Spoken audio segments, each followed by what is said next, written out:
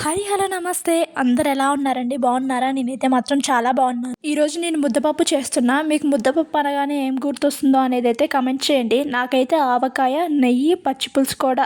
సమ్మరే కదా ఆవకాయ చేసుకోవచ్చు అంటారేమో, నాకు ఆవకాయ చేసుకోవడం రాదు, అందుకే నేను పచ్చి పులుసు చేసుకుంటున్నా.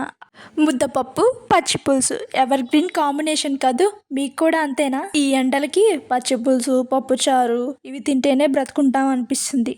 ఫస్ట్ అయితే పచ్చి పులుసు కోసం చింతపండుని నానబెడుతున్నా. ఇప్పుడు చింతపండుని పక్కన పెట్టేస్తే చింతపండు పని చింతపండు చేసుకుంటుంది. కందిపప్పును కడిగి ఒక హాఫ్ అన్ అవర్ నానబెడితే మంచిది, కానీ నాకు టైం లేక అలానే వాటర్ పోసి పెడుతున్నా. ఇప్పుడైతే కొంచెం సాల్ట్, పసుపు, వెల్లిపాయలు 4, ధనియాల పొడి వేసి కుక్కర్ పెట్టేయాలి. 4 విజిల్స్ వస్తే ముద్దపప్పు రెడీ.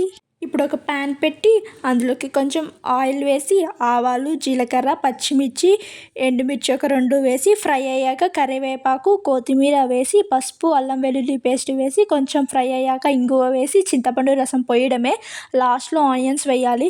అంతే, వేడివేడిగా ముద్దపప్పు పచ్చి పులుసు రెడీ. ఆవకాయ మిస్ అయింది కానీ సంబరే కాబట్టి ట్రై చేయొచ్చు. ఈ వీడియో కనుక మీకు నచ్చినట్లయితే please do like, share and subscribe. Bye friends.